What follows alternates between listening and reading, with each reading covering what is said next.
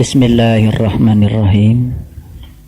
Assalamualaikum warahmatullahi wabarakatuh. Asyhadu an la ilaha illallah wahdahu la syarikalah wa asyhadu anna Muhammadan abduhu wa rasuluh la nabiyya ba'dah. Allahumma salli ala Muhammad wa ala ali Muhammad kama shallaita ala Ibrahim wa barik ala Muhammad wa ala ali Muhammad kama barakta ala Ibrahim innaka Hamidum Majid. Subhanaka la ilma lana illa ma 'allamtana innaka antal alimul hakim. Subhanaka Allahumma Rabbana wa bihamdika asyhadu an la ilaha illa anta astaghfiruka wa atubu ilaik.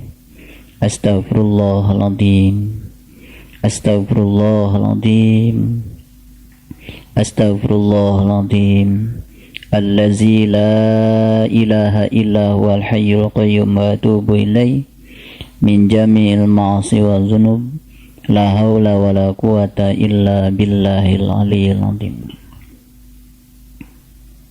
Di saat orang lain di belahan bumi sana sedang mengalami pertikaian, apa itu yang disebabkan oleh pertikaian politik maupun perang saudara, sehingga kesempatan untuk mengembangkan diri dan mengembangkan potensi diri kita yang Allah berikan kepada kita tidak dimiliki oleh mereka, dan kita pada saat yang sama sedang diberikan begitu luas waktu, kesempatan, dan keleluasaan yang diberikan Allah kepada kita. Kalau mereka berperang dengan situasi, kita lebih banyak berperang dengan diri sendiri. Kalau mereka berperang itu dengan kekerasan dari luar dirinya, barangkali perang kita cuma mengalahkan rasa malas, rasa bosan, dan hambatan-hambatan lain yang datang pada kita yang diakibatkan oleh diri kita sendiri. Oleh karenanya, mari kita sadari dengan sepenuh hati kita betapa Allah telah memberikan begitu keleluasaan kepada kita untuk mengembangkan diri kita, mengembangkan seluruh potensi yang Allah berikan kepada kita, sehingga hidup kita menjadi jauh lebih bernilai. Malam kita bisa tidur nyenyak, kita pun bisa bangun jam berapapun kita mau.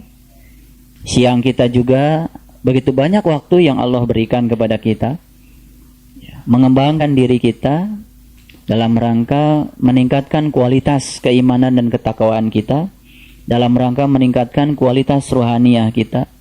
Dan kenikmatan yang luar biasa besar ini, kalau kita sadari, sungguh amat luar biasa kasih sayang Allah kepada kita.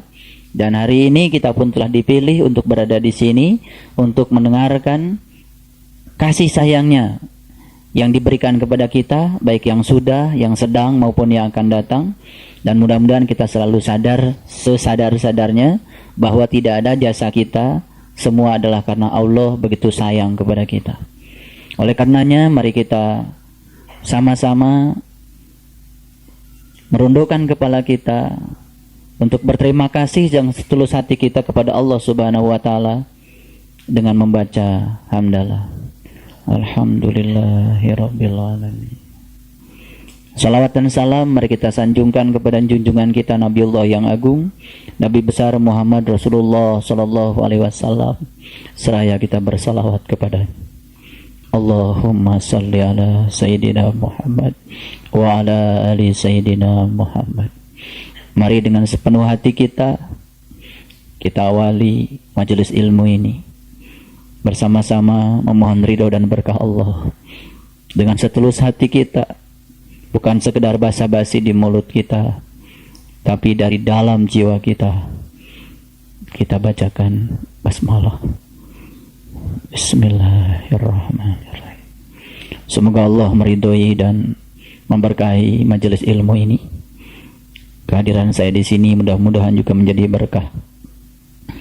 Kehadiran semua di sini juga menjadi berkah, dan mudah-mudahan Allah membukakan pintu pemahaman kita untuk semakin memahami seluruh aspek kehidupan yang sering dijustifikasi oleh benar dan salah, enak tidak enak oleh pikiran kita.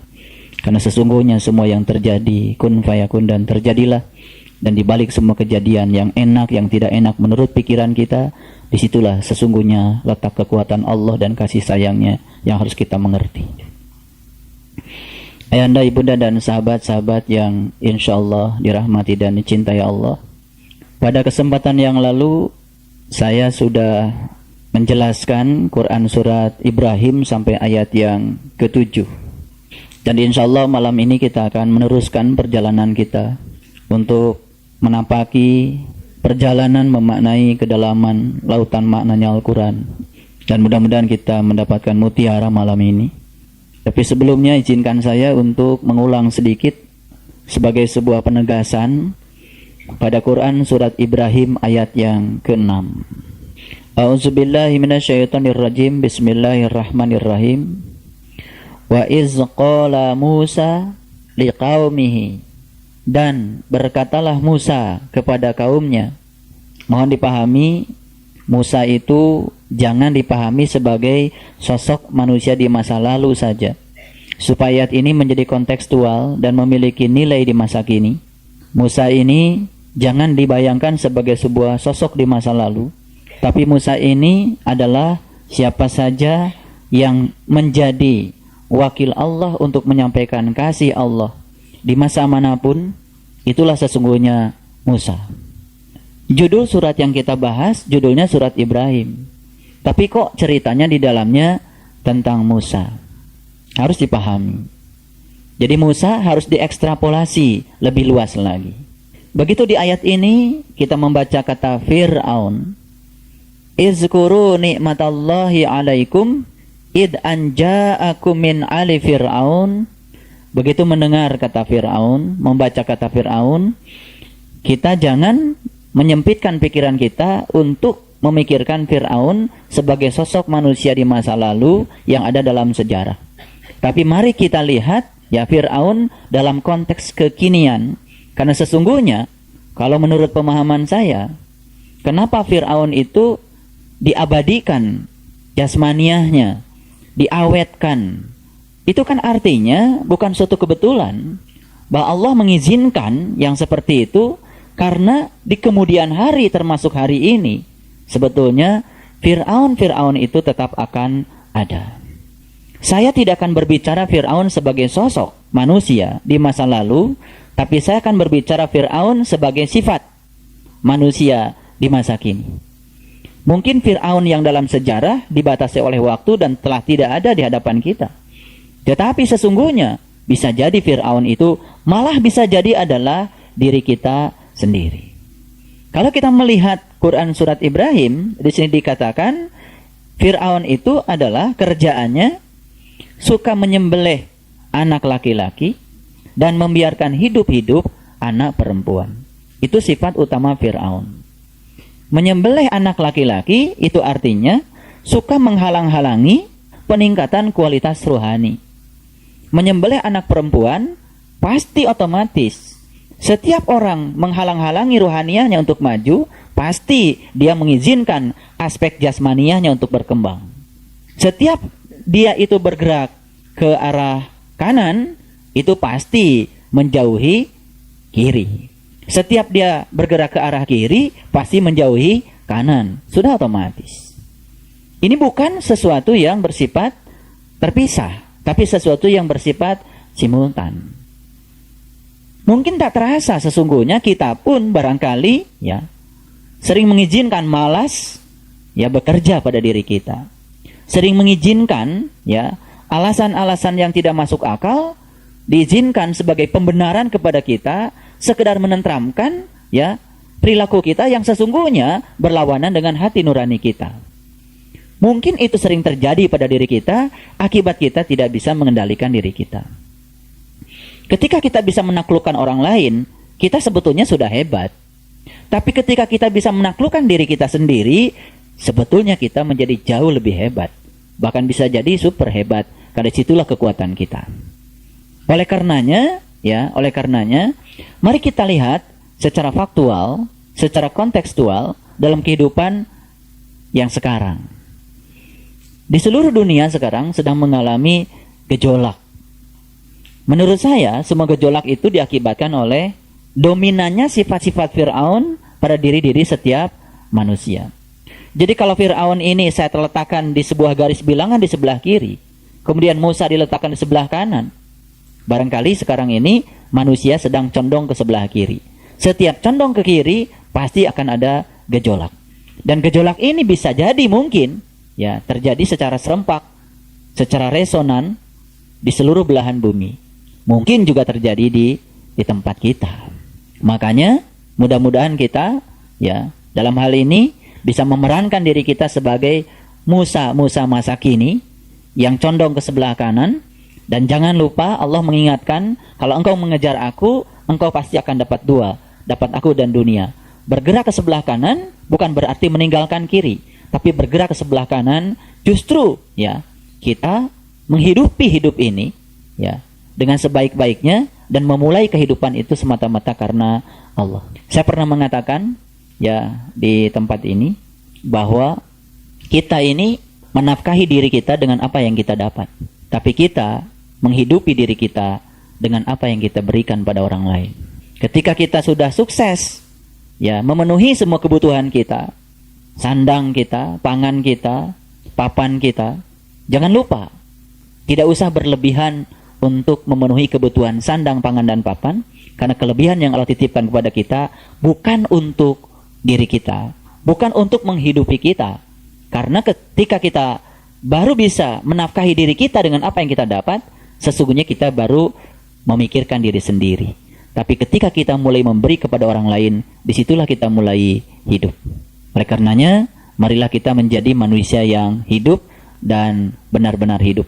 Menjadi manusia yang ada dan benar-benar ada, bukan manusia yang ada tapi tidak ada.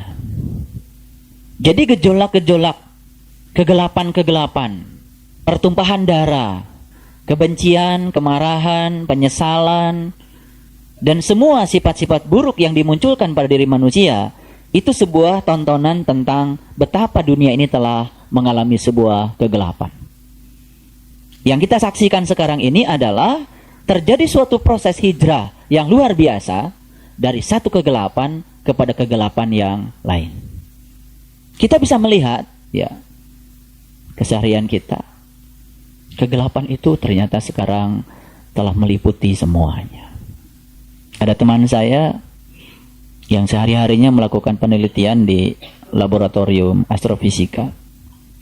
Katanya ada hal yang menakjubkan karena banyak meteor-meteor yang berukuran besar sekarang ini mendekati bumi. Bahkan ada meteor yang berukuran diameternya 7 km.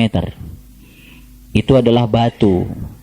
Dan kalau meteor ini menabrak bumi, misalkan saja menabrak laut, maka secara fisika, kalau dihitung getarannya, itu akan menimbulkan tsunami dengan ketinggian 100 meter.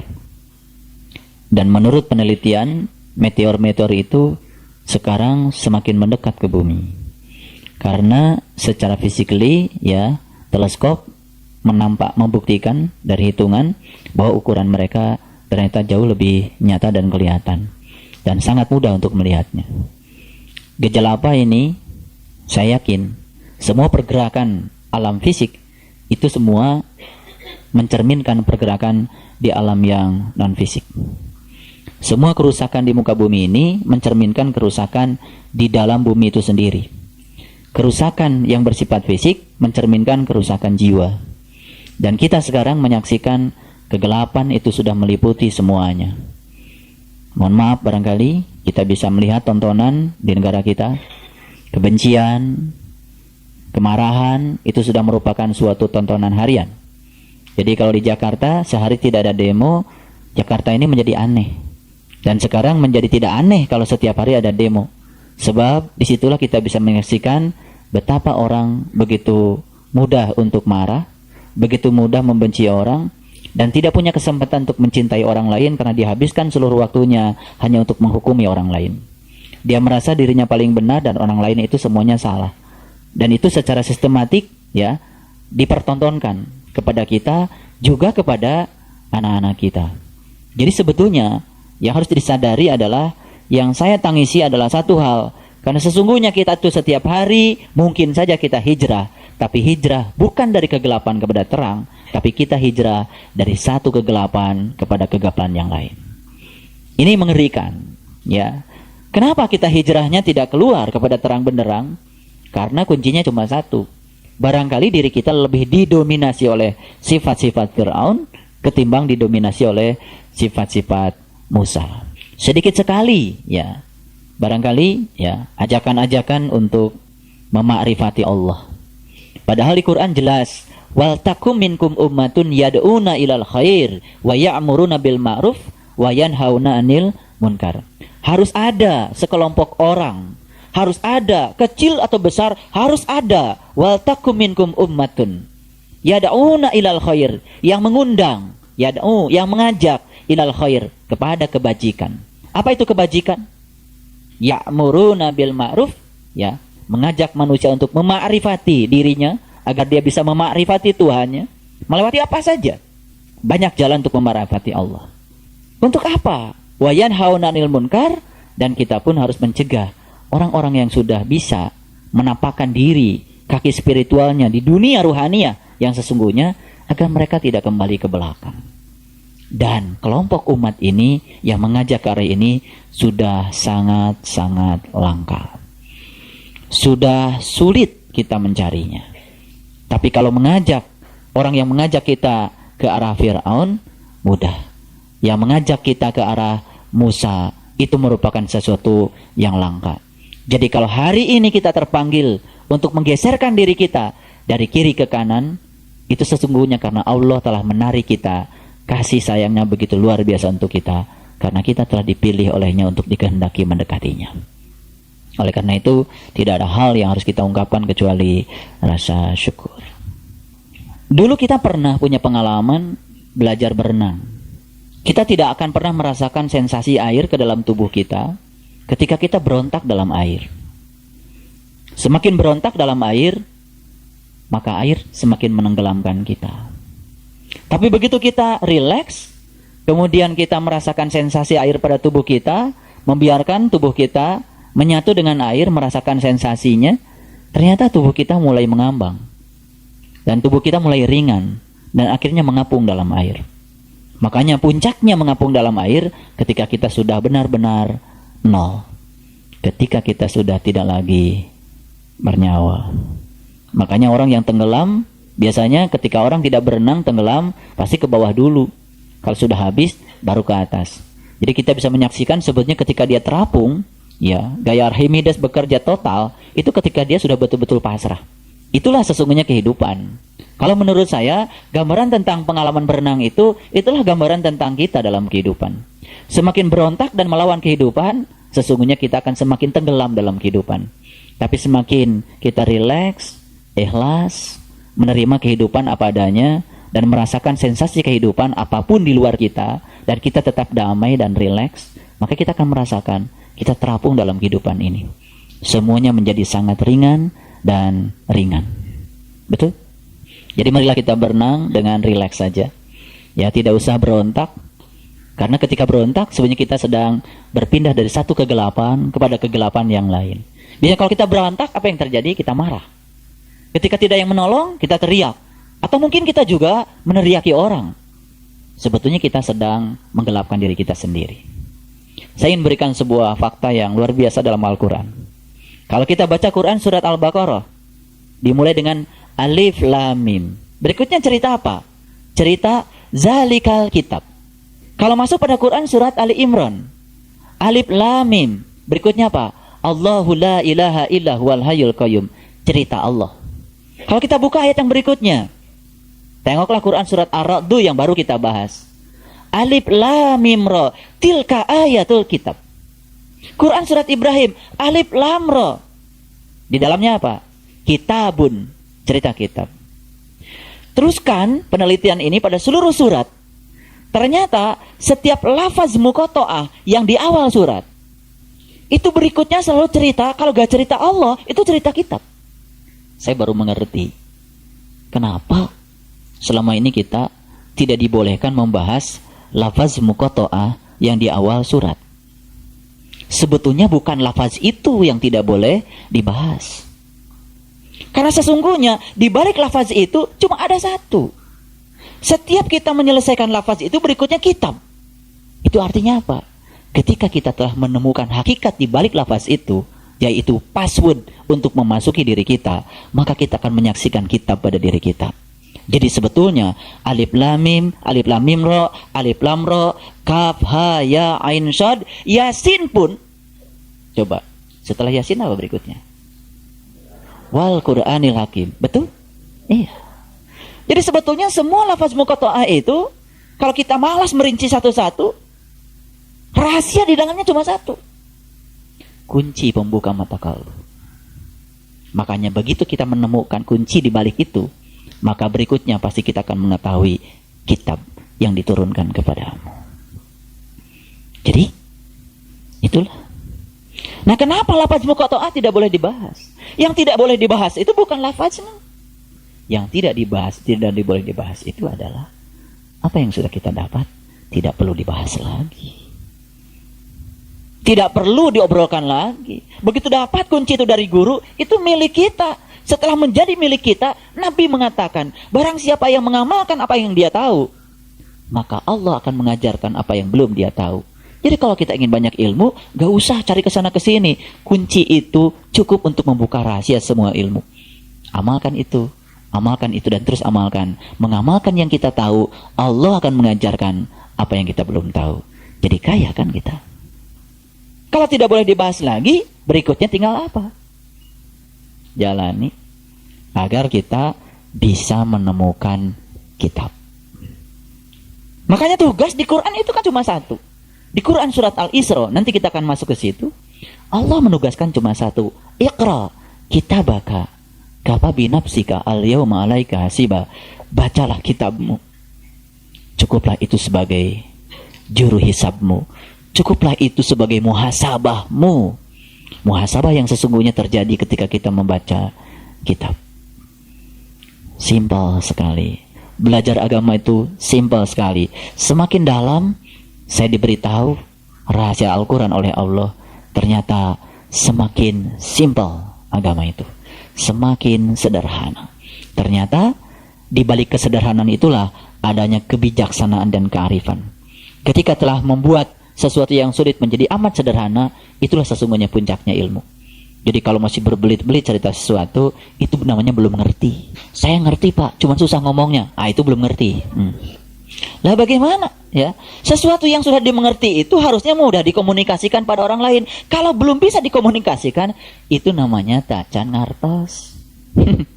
Ya, jadi sekarang saya ingin berikan sebuah contoh sederhana. Mari kita lihat Mesir. Mesir itu tempat hidupnya Fir'aun. Jadi kehidupan Fir'aun dan Nabi Musa itu awalnya secara fisik dalam sejarah itu adalah Mesir. Jadi kalau menurut saya gejolak di Mesir ini bisa merupakan sebuah tanda besar dari Allah bahwa pertikaian darah di masa lalu terjadi di masa kini karena kita telah mengabadikan sifat-sifat Fir'aun. Dan Fir'aun ini sudah tidak tinggal di Mesir saja. Sudah beredar ke seluruh penjuru dunia. Dan kegelapan akan mewarnai seluruh penjuru dunia. Jadi ini kemungkinan akan menjadi sebuah bola salju. Karena akan terjadi resonansi yang luar biasa.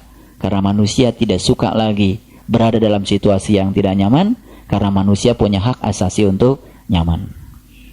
Jadi hak asasi itu seperti ini. Orang lain punya hak untuk menyakiti kita, tapi kita punya hak untuk tidak merasa tersakiti. Setuju? Nah itu yang bagus. Hak asasi yang benar yang kayak gitu. Nah hak asasi selama ini itu salah kaprah. Ketika orang lain punya hak menyakiti kita, kita juga punya hak menyakiti orang lain. Nah sama gilanya. Gak usah belajar Quran surat Ar-Ra'd tuh. Capek-capek. Ya kan? Iya, puncaknya Ar-Ra'd itu kan melawan kejahatan dengan kebaikan. Orang lain punya hak menyakiti kita. Kita punya hak untuk tidak merasa tersakiti. Lalu kita punya hak untuk menyayangi orang-orang yang menyakiti kita. Simple. Damai nggak kalau begitu semuanya? Damai. Nah, sebetulnya ketidakdamaian itu karena apa? Karena kita ego. Nah, egonya dibimbing oleh Fir'aun. Itu barangkali ya, Allah yang mengizinkan Fir'aun diawetkan itu tubuhnya, karena memang Fir'aun ini memang abadi. Di setiap zaman pasti akan ada. Oke. Saya cuma mengulang saja supaya kita, oh iya ya, Qurannya ketika dipahami untuk diri saya, kok terasa ya pragmatisnya. Tapi ketika Quran ini dibaca, begitu dengar Fir'aun, oh itu dulu. Kan di sini dikatakan, ya, ingatlah nikmat Allah atasmu ketika dia menyelamatkan kamu dari Fir'aun dan pengikutnya. Gitu. Jadi oleh karena itu, maka ya, mari kita fokus pada diri kita ketika kita membaca Al-Quran.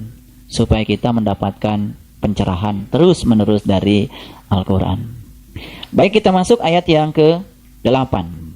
Dan Musa berkata, jika kamu dan orang-orang yang ada di muka bumi semuanya mengingkari nikmat Allah, maka sesungguhnya Allah Maha Kaya lagi Maha Terpuji. Ini Musa berkata tuh kepada siapa? Kepada kamu. Siapa kamu di situ?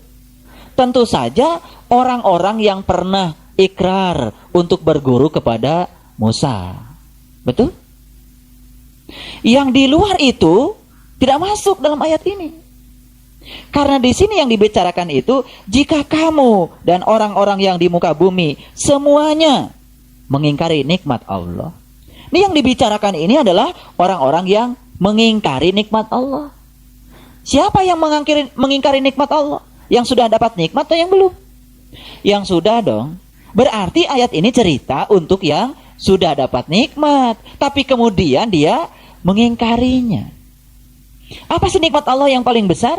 Allah katakan di Quran, wa'tasimu bihablillahi jami'a wa la tafarraqu wazkuru ni'matallahi 'alaikum idz kuntum a'da'an fa'alafa baina qulubikum fa'asbahtum bi ni'matihi ihwana. Nikmat Allah yang paling besar itu ketika Allah menyelamatkan kalbu kita dari gelap gulita kepada terang benderang, ketika Allah mengulurkan tali kepada kita, habl.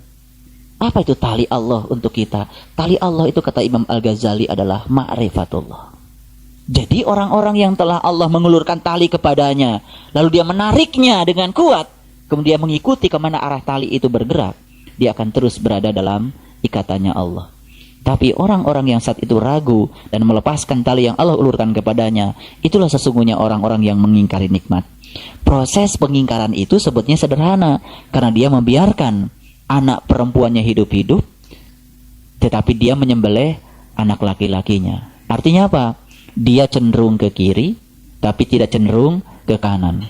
Makanya godaannya orang yang sudah belajar kerohanian itu pasti dari urusan dunia. Makanya ujiannya pun pasti akan dihantam terus urusan dunianya, sampai suatu saat dia menjadi imun dengan urusan-urusan dunia. Dan itu telah terjadi pada semua orang. Ya, dari zaman para nabi, zaman para sunan, para wali, ya termasuk juga mungkin kita rasakan sampai hari ini. Bagaimana Allah bisa ya menaikkan kita ke tangga-tangga kerohanian kalau kita tidak menuruni tangga-tangga keegoan. Dan ego itu kan berasal dari intelek. Intelek itu kan berasal dari kecenderungan kita ke wilayah kiri. Kan itu sesungguhnya. Jadi kan semakin hari semakin memahami. Ya Quran itu ternyata mungkin ayatnya lain, suratnya lain, kok ceritanya sama. Ya kan? Ceritanya sama.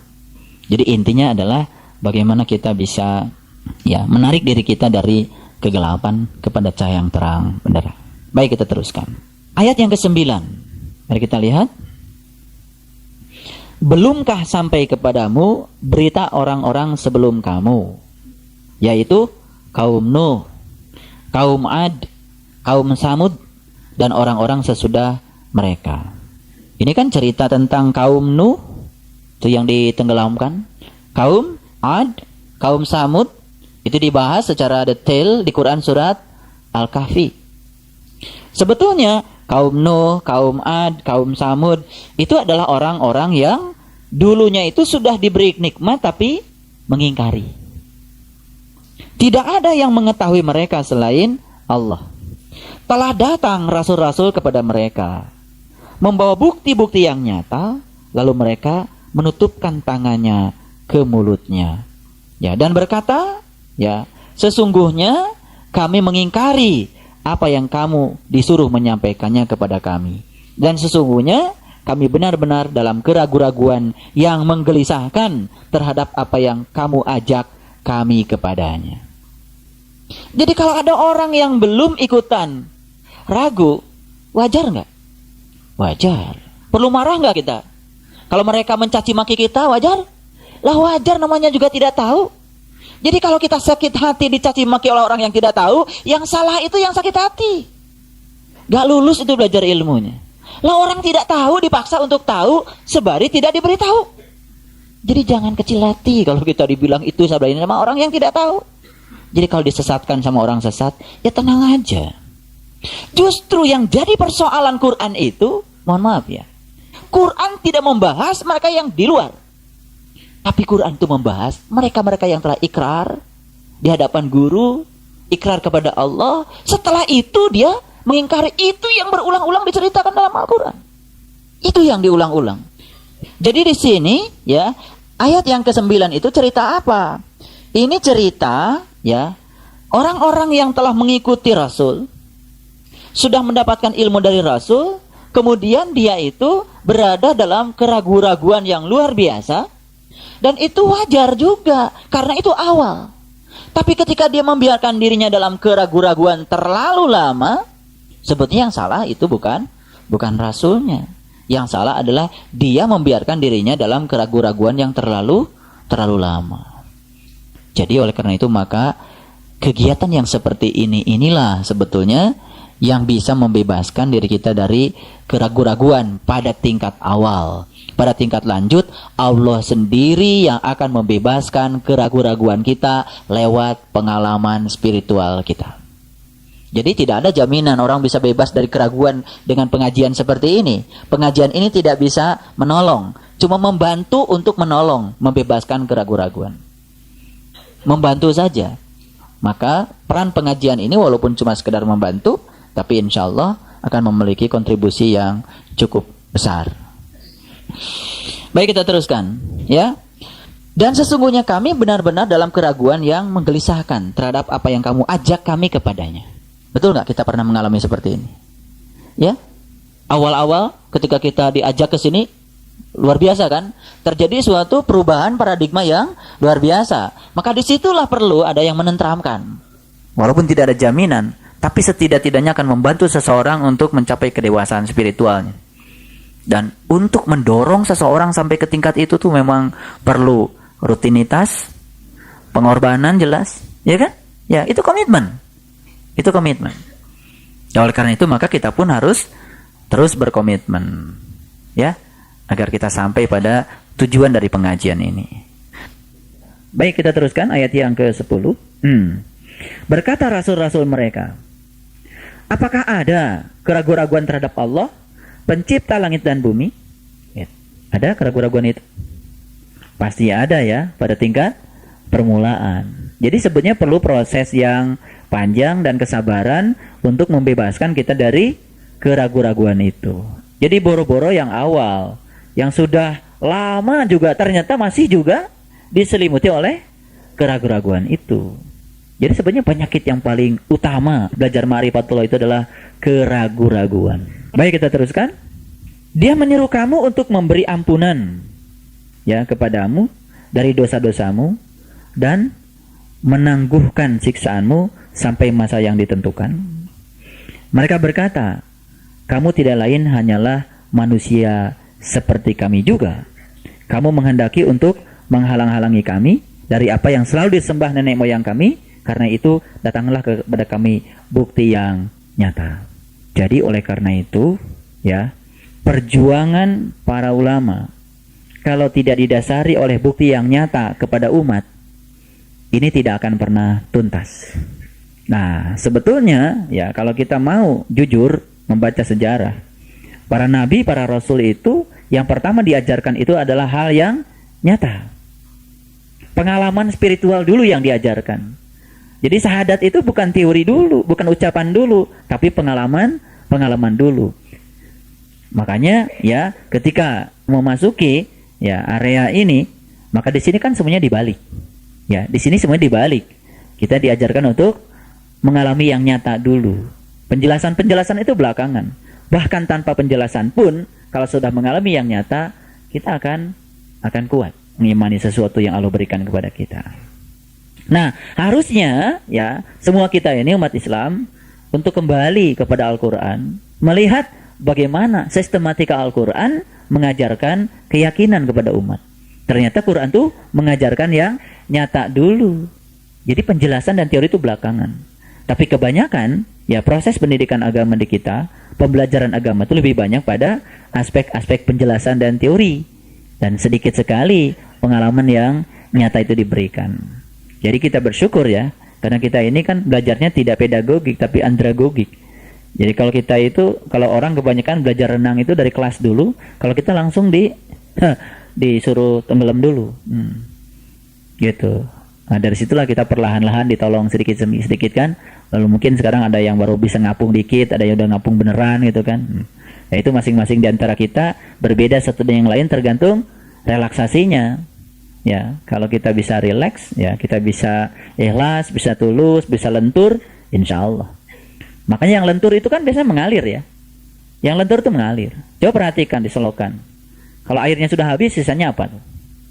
Sampah. Apalagi kayu, ada karung, itu kan? Ada baju bekas, ada plastik, betul nggak? Nah, kenapa mereka itu tersangkut? Nggak lentur. Coba air, dek, ngalir sini, dek, ngalir sini, dek, ngalir sini, ngalir aja terus. Banyak rintangan karena dia lentur, gitu. Makanya orang yang kaku, ya, dalam belajar agama, gak lentur, biasanya nyangkut. Ini maksud saya, nyangkut. Mati kan tidak ditanya, tidak ada ujian ketika mati.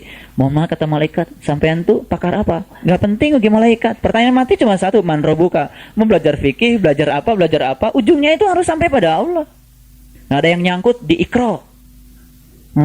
Pokoknya udah bisa an, in, un, ban, bin, bun, selesai gitu. Ya satu huruf saja kebaikannya banyak kan begitu. Cari-cari alasan. Betul? Nyangkut gitu. Nah, sekarang udah mulai lentur sedikit, ngalir. Mulai kita bisa menjadikan setiap orang guru kita kan? Orang yang baik guru kita, orang yang buruk juga guru kita. Mulai lentur. Ya, peristiwa yang menyenangkan guru kita, peristiwa yang menyakitkan guru kita.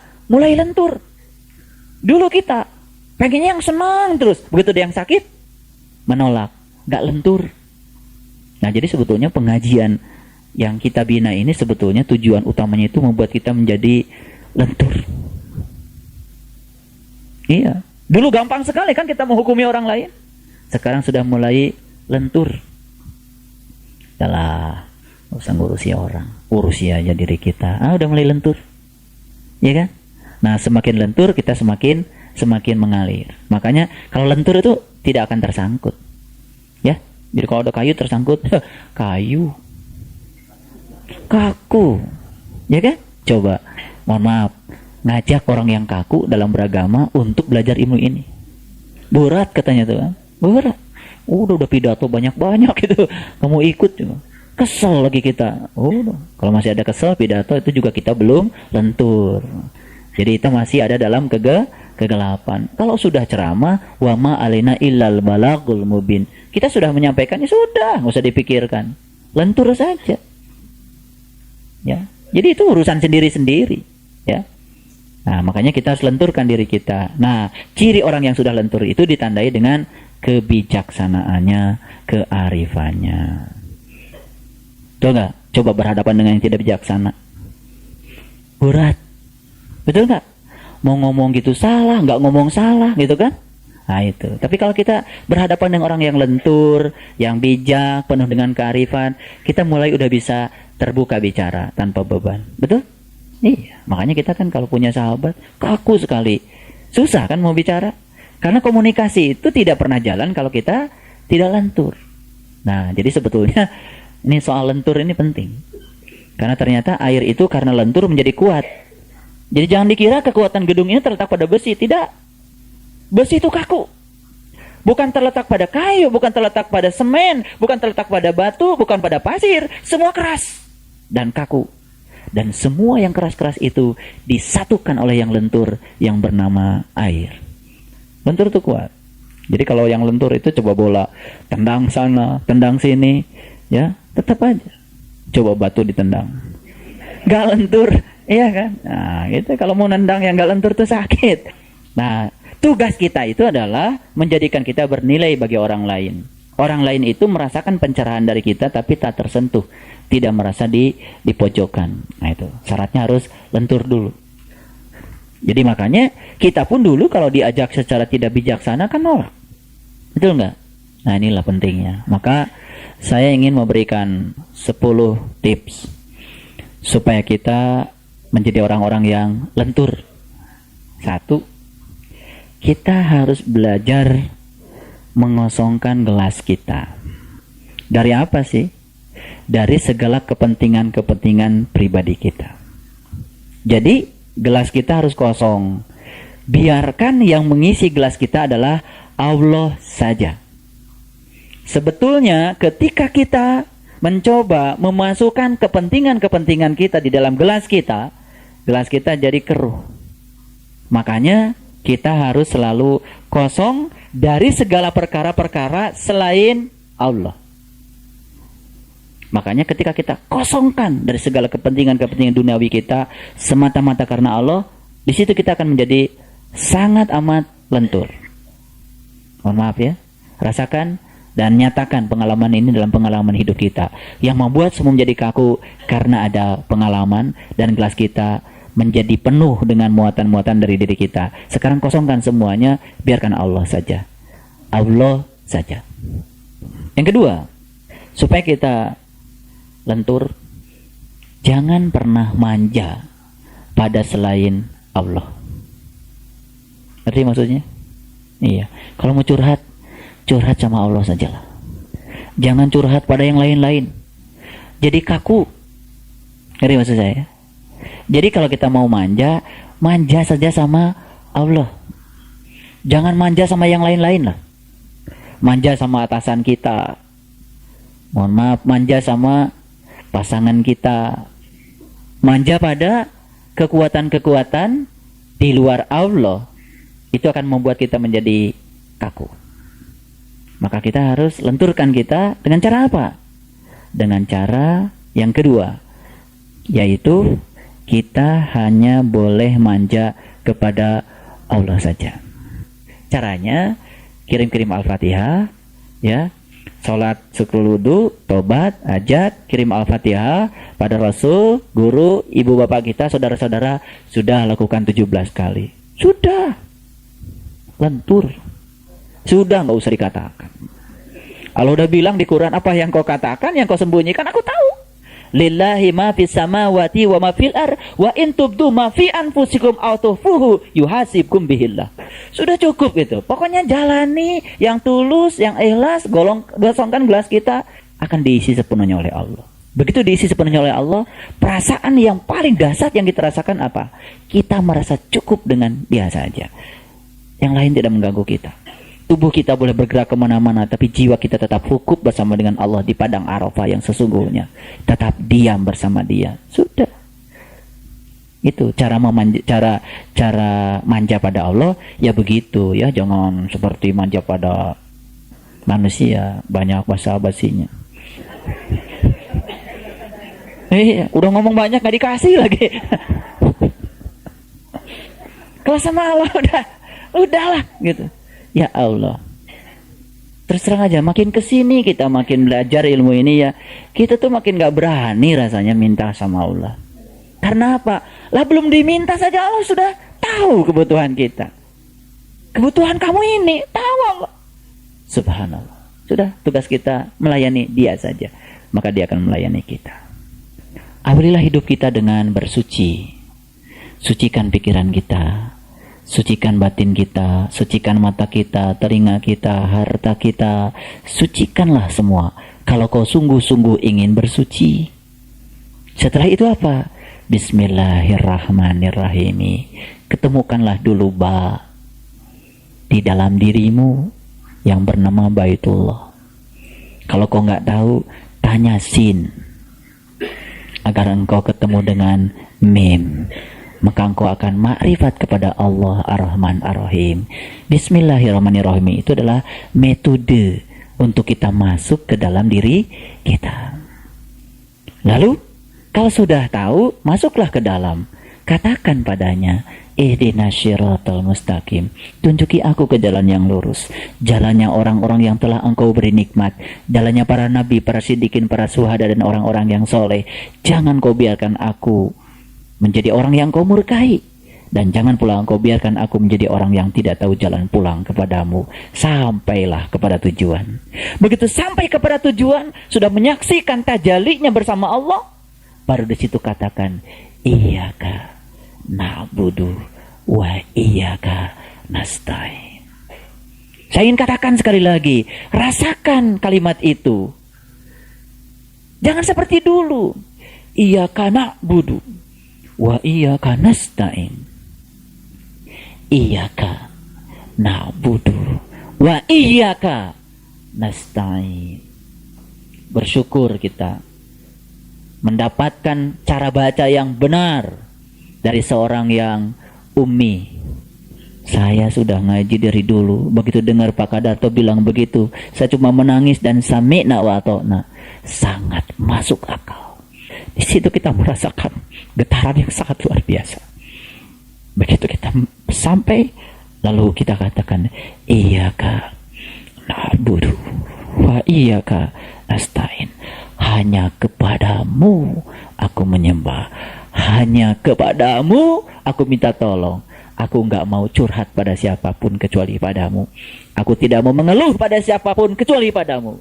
Karena engkau tanpa aku mengeluh pun telah hadir padaku dan memenuhi segala kebutuhanku. Tanpa kita mengeluh. Setelah itu, Maliki Yaumiddin, karena engkaulah yang menguasai segalanya. Bumi dan langit kepunyaanmu, diriku kepunyaanmu.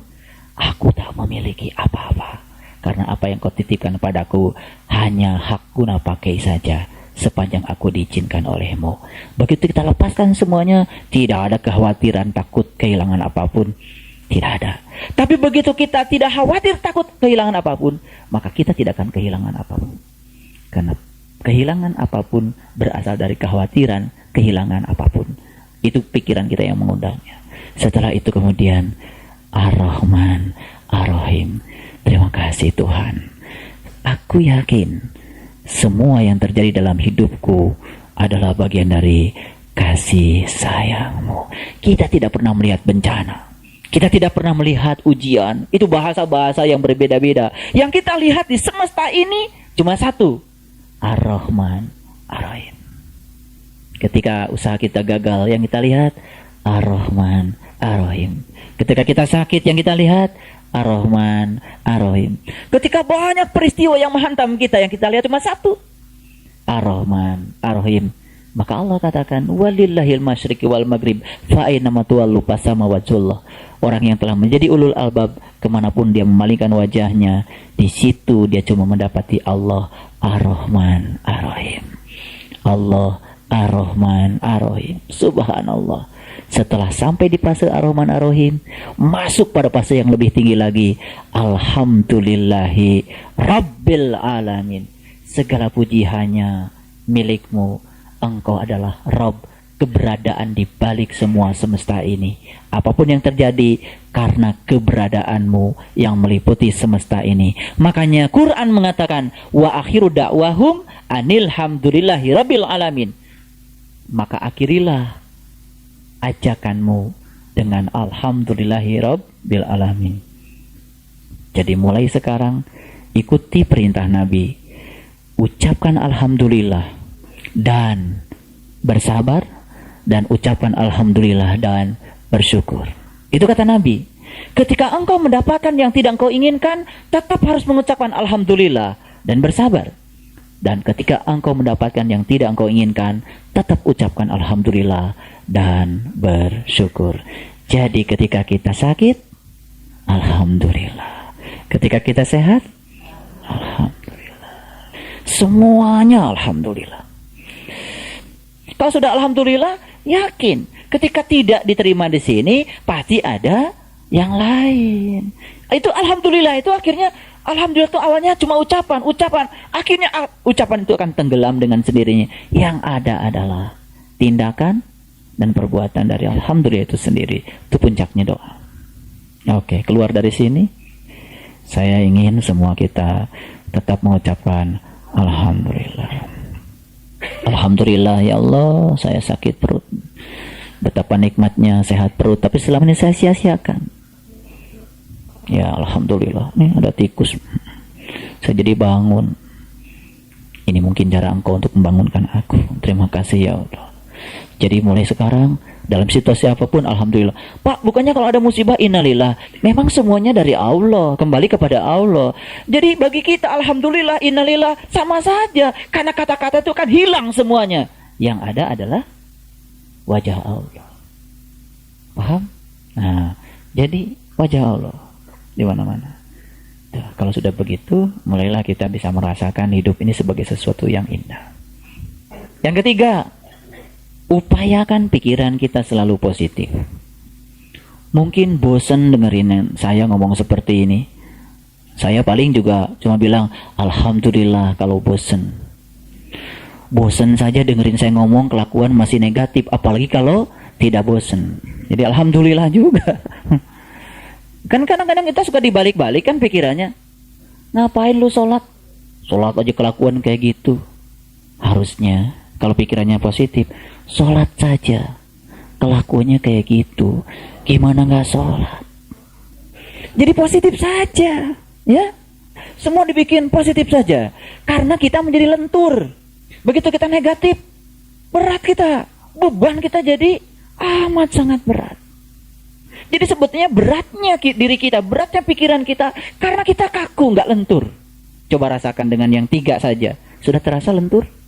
Ya, keluar dari sini tambah lentur. Ntar lenturnya ntar dibanting-banting ke sana kemari. Lentur banget ntar.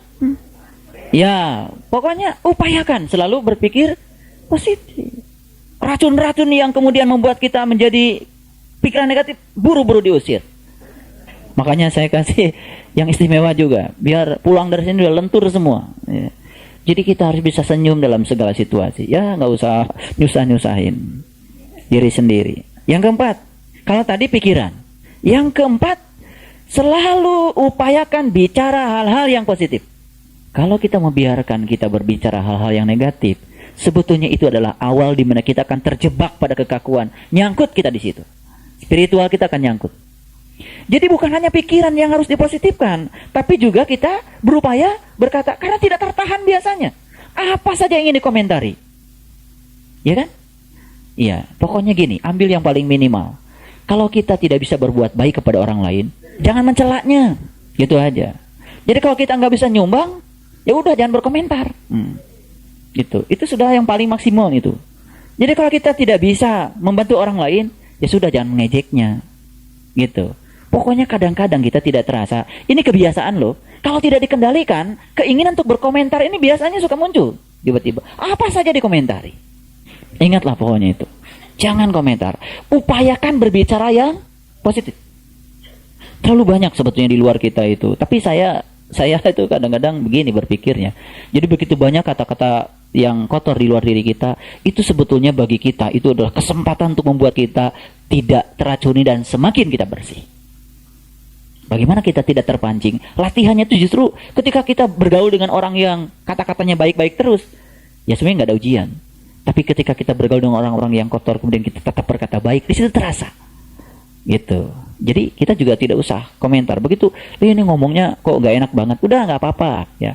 Orang lain punya hak untuk berbicara tidak enak kepada kita, dan kita punya hak untuk tidak merasa tidak enak.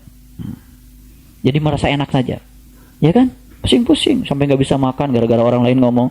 Nanti aja kalau ada yang makanan enak, makan aja biasa.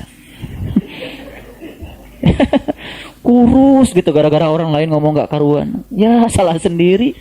Ya kalau udah kena penyakit mah kan mati sendiri, nggak ikut orang yang ngomongin ikut mati.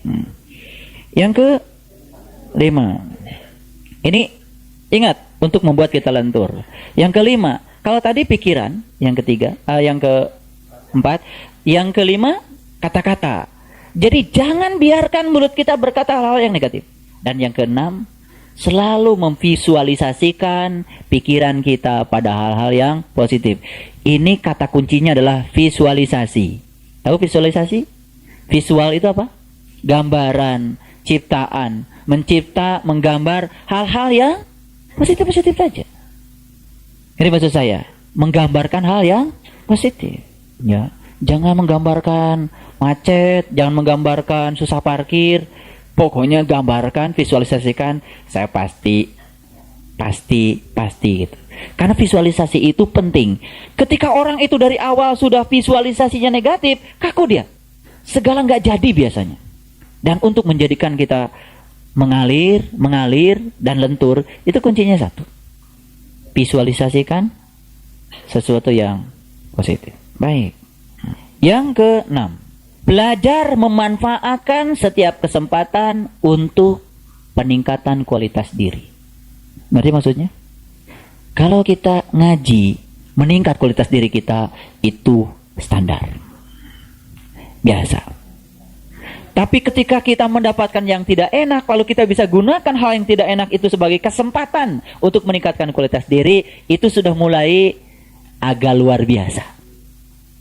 Tambah tidak enak situasinya, tapi kita tetap damai dan bisa memanfaatkan situasi untuk pengembangan diri, pengembangan kualitas diri, itu baru luar biasa. Jadi kalau habis ngaji pada baik-baik, itu standar. Tapi habis dihajar orang, habis difitnahin orang, dia bisa menjadikan fitnah dan hajaran orang itu sebagai tangga untuk membuat dia naik. Ini luar biasa. Jadi kesimpulannya apa? Kesempatan itu datang setiap saat. Sesungguhnya bagi kita, setiap saat itu adalah sekolah kita. Setiap jam adalah jam pelajaran kita. Setiap orang adalah guru kita. Yang baik adalah guru kita. Yang tidak baik pun sebetulnya adalah guru kita. Sekarang mari kita gunakan setiap momen, setiap kesempatan. Itu adalah kesempatan untuk kita menjadi lebih baik. Jadi sebetulnya kuncinya adalah siapa yang bisa memanfaatkan kesempatan itu, dia akan menjadi lebih baik. Yang tidak bisa memanfaatkan kesempatan, dia akan termasuk orang-orang yang merugi. Wal asri innal insana lafi khusr. Demi waktu, sesungguhnya manusia itu rugi. Siapa yang rugi itu? Dia tidak bisa memanfaatkan setiap kesempatan untuk meningkatkan kualitas diri. Baik. Kesempatan itu begitu sangat luar biasa. Yang ketujuh, fokus pada segala hal yang bersifat peningkatan kualitas rohani. Kalau tadi itu memanfaatkan kesempatan, tidak cukup karena kita harus fokus. Nah, ini kadang-kadang sebetulnya kita itu sering tidak merasakan apa-apa ketika kita itu kehilangan fokus. Dan fokus pada apa yang kita kerjakan untuk peningkatan kualitas rohani kita, itu akan menyebabkan proses percepatan pelenturan kita juga akan mudah tercapai. Yang kedelapan, ya, berusahalah untuk menjadi yang terkuat. Berusahalah untuk menjadi yang terkuat. Maksudnya apa? Jangan cengeng. Ya, jangan cengeng. Biasanya cengeng itu ketika kita sering membanding-bandingkan diri kita dengan orang lain. Padahal kita tuh memang sudah diberi porsi sendiri oleh Allah. Cuman kita tidak yakin kalau apa yang sedang kita jalani itu adalah porsi kita. Karena kita tidak pernah sukses menjadi diri kita. Coba kita perhatikan. Anjing menjadi sangat luar biasa ketika dia memerankan diri sebagai anjing. Kucing menjadi sangat luar biasa ketika dia memerankan diri sebagai kucing. Nah, jadi kucing aja yang baik. Burung menjadi luar biasa ketika dia memerankan diri sebagai burung.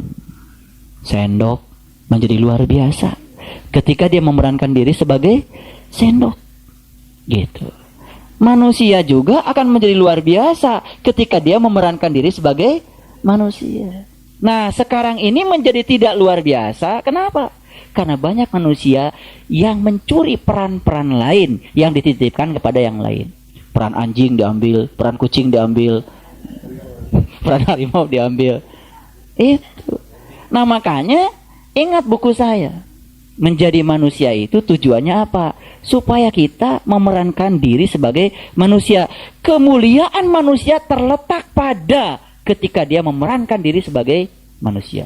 Matahari akan menjadi mulia ketika dia memerankan diri sebagai matahari. Itulah tasbihnya matahari kepada Allah.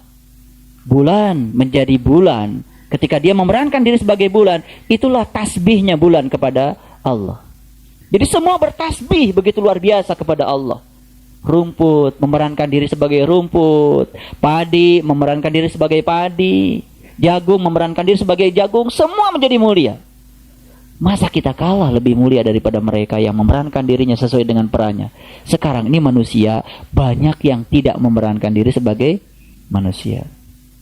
Arti maksud saya? Ya, kita sering berperan sebagai singa, ngaku. Ya, monyet, luar biasa, luar biasa. Monyet suka nyuri pisang, suka cari kutu. Oh iya, cari kutu, penting juga itu, cari kutu. Baik, yang ke-9, kesombongan adalah awal kehancuran. Orang yang ingin dipuji-puji, ingin disanjung-sanjung, lentur atau kaku. Kalau bergaul dengan orang yang seperti itu rasanya berat gitu. Mau muji berat, nggak dipuji dia yang berat. Itu kan? Mau nyanjung ya nggak ada yang perlu disanjung sih sama dia. Itu kan? Biasa-biasa aja. Tapi nggak disanjung, kasihan dia gitu kan gitu. Berat gitu.